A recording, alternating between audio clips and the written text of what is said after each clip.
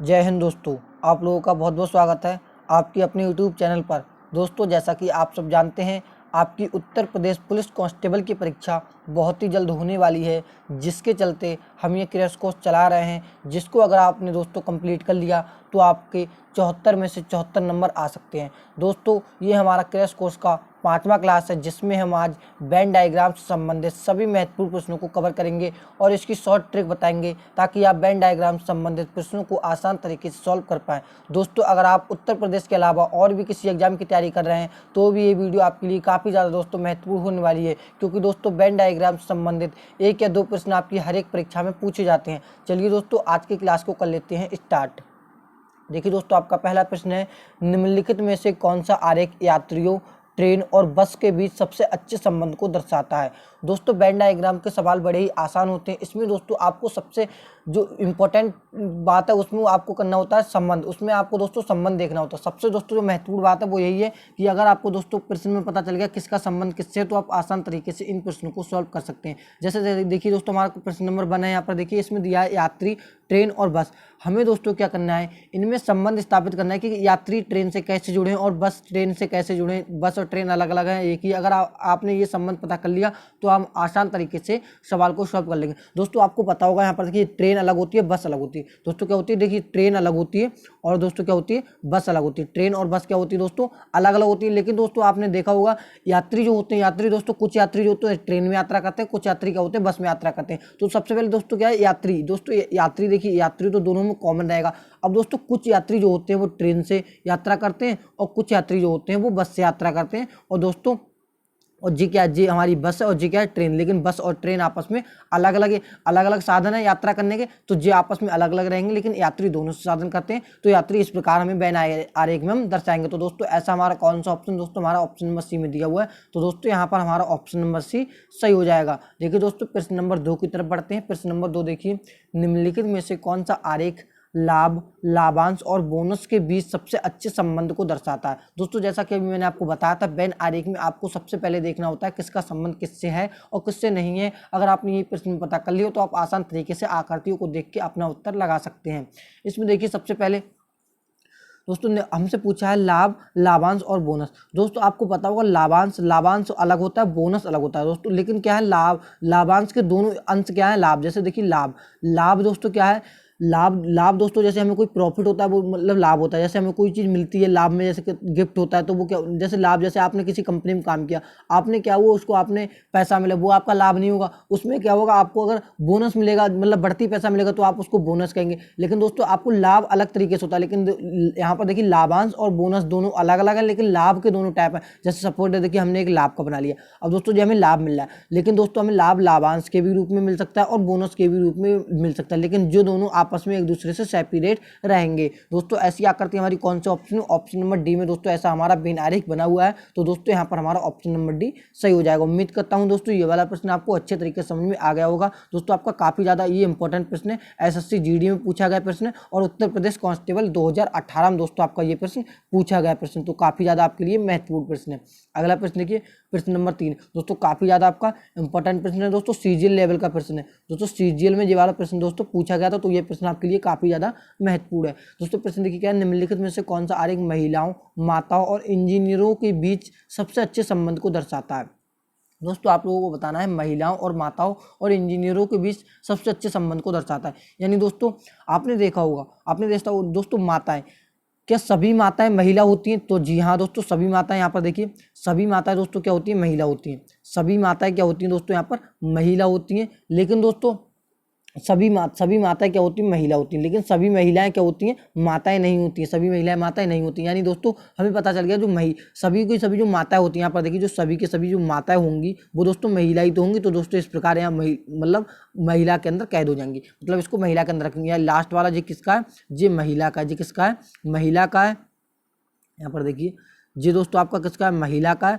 और दोस्तों जो अंदर वाला दे दोस्तों किसका है, माता का। यानी दोस्तों सभी माता क्या होंगी, सभी माता की माता किसके अंदर आ जाएंगी, महिला के अंदर आ जाएंगी। अब दोस्तों क्या, और इंजीनियरों के भी सबसे अच्छे संबंध को दर्शाता है इंजीनियर। अब दोस्तों आपको पता कुछ अब इसमें क्या कुछ कुछ का संबंध होगा, कुछ माताएं इंजीनियर होती है, कुछ महिलाएं इंजीनियर, क्योंकि दोस्तों सभी माताएं इंजीनियर नहीं हो सकती और सभी महिलाएं भी इंजीनियर नहीं हो सकती, कुछ डॉक्टर भी हो सकती हैं, तो अलग अलग होती है। तो कुछ कुछ में इनमें संबंध होगा, यानी कुछ महिलाएं भी इंजीनियर होती हैं, कुछ माताएं भी इंजीनियर होती हैं। तो ऐसी आकृति दोस्तों हमारे कौन सा ऑप्शन, ऑप्शन नंबर सी में दिया हुआ है। तो दोस्तों हमारा यहाँ पर हमारा ऑप्शन नंबर सी सही हो जाएगा। उम्मीद करता हूँ दोस्तों ये वाला प्रश्न आपको अच्छे तरीके से समझ में आ गया होगा।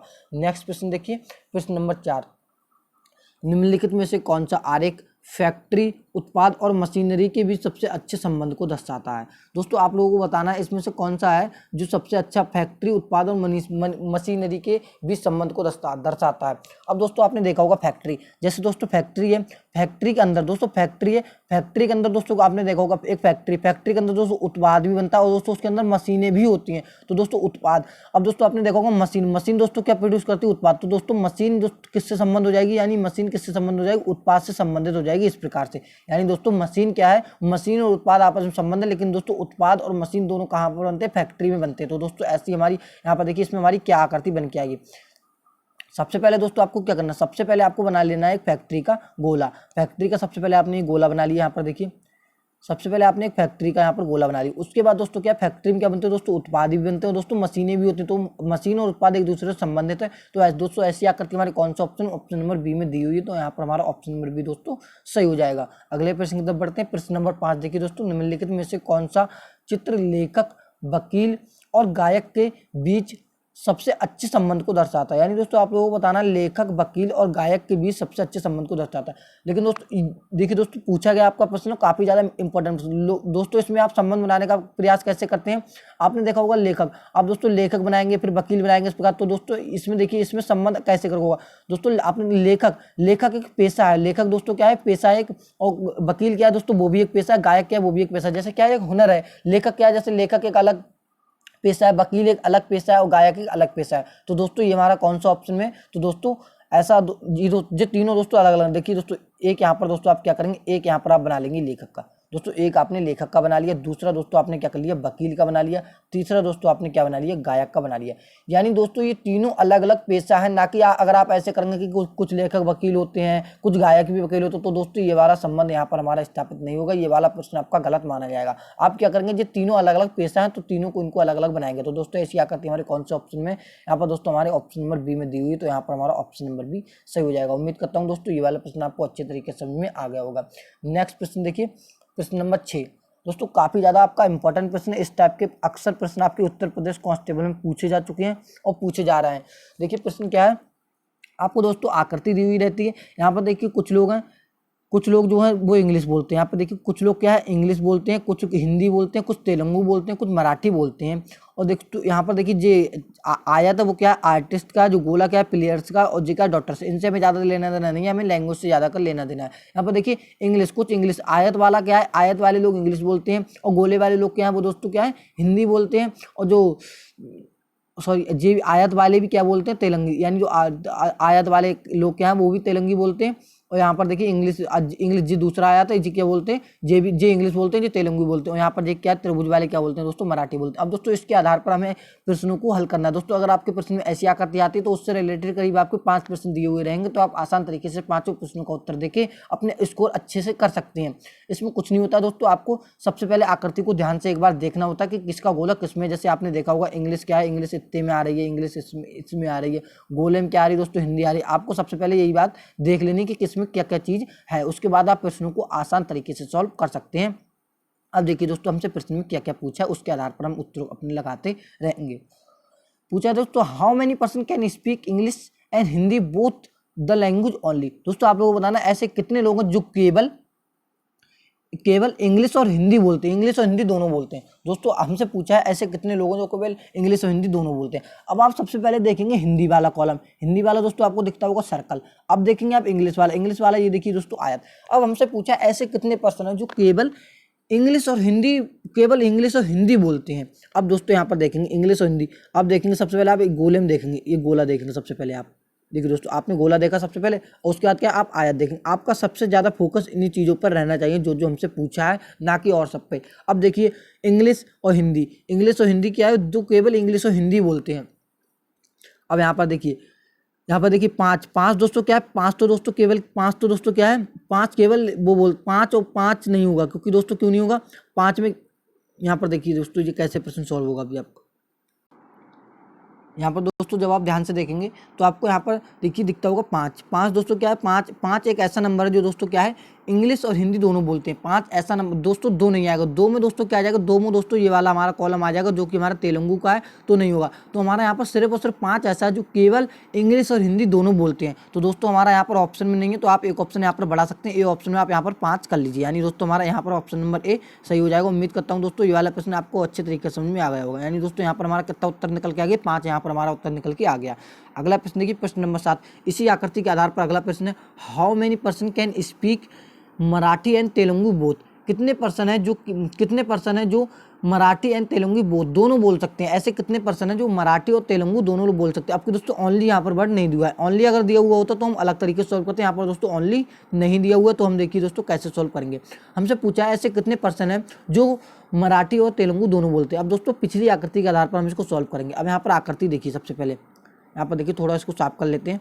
अब इसके बाद देखिए, यहाँ पर देखिए हमसे पूछा है ऐसे, हमसे पूछा है मराठी वाले और तेलुगु वाले जो दोनों बोलते हैं, मराठी और तेलुगु। अब सबसे पहले आप देखेंगे मराठी का तो त्रिभुज है और तेलुगु का जी है हमारा आयत। अब यहाँ पर देखेंगे कितने ऐसे हैं। अब यहाँ पर देखेंगे आप दोस्तों, यहाँ पर देखेंगे मराठी का तो दोस्तों ये होगा आपका त्रिभुज। मराठी का आपका क्या होगा दोस्तों, त्रिभुज हो गया। और तेलुगु का दोस्तों आपका क्या हो गया, आयत होगा। अब आपका फोकस बिल्कुल भी इसी पर होना चाहिए। अब आपका इस पर होना चाहिए। अब देखिए, अब आप देखेंगे यहाँ पर मराठी और तेलुगु जो दोनों बोलते हैं। अब आयत इतना है, तेलुगु वाला इतना है, तो कितने लोग आ जाएंगे दोस्तों इसमें, कितने आ जाएंगे दोस्तों। यहाँ पर देखने का प्रयास करेंगे, जी हमारे इतने पर्सन निकल के आए जो दोनों बोलते हैं, मराठी और तेलुगु दोनों बोलते हैं। कितने निकल के आए दोस्तों, 7 और 6। दोस्तों आपको बीच में दिखता होगा कितने दोस्तों हैं, 7 और 6। 7 और 6 दोस्तों, अगर आप 7 और 6 को दोस्तों अगर आप जोड़ेंगे तो आपका कितना दोस्तों हो जाएगा, यहाँ पर 7 और 6 दोस्तों आपका हो जाएगा 13। 13 दोस्तों हमारा कौन सा ऑप्शन, ऑप्शन नंबर बी में दिया हुआ, तो दोस्तों यहाँ पर हमारा ऑप्शन नंबर बी सही हो जाएगा। उम्मीद करता हूँ दोस्तों ये वाला प्रश्न आपकी परीक्षा में पूछा जाएगा तो आप आसान तरीके से सॉल्व कर लेंगे।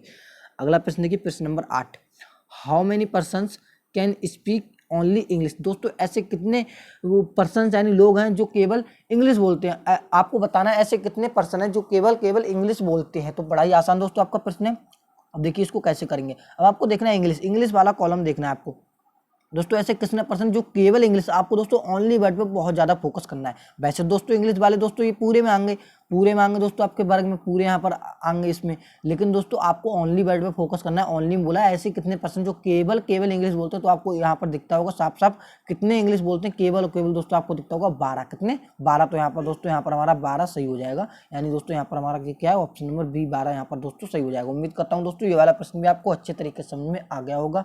अगला प्रश्न की प्रश्न number 9। How many persons can speak English, Hindi and Telugu. दोस्तों आपको हमसे पूछा है ऐसे कितने पर्सन जो केवल जो बोल सकते हैं। हमसे पूछा केवल दोस्तों इसमें नहीं दिया है, बोला how many persons can speak, जो बोल सकते हैं इंग्लिश, हिंदी एंड तेलुगु। ऐसे कितने पर्सन है जो इंग्लिश बोल सकते हैं, हिंदी बोल सकते हैं और तेलुगु बोल सकते हैं।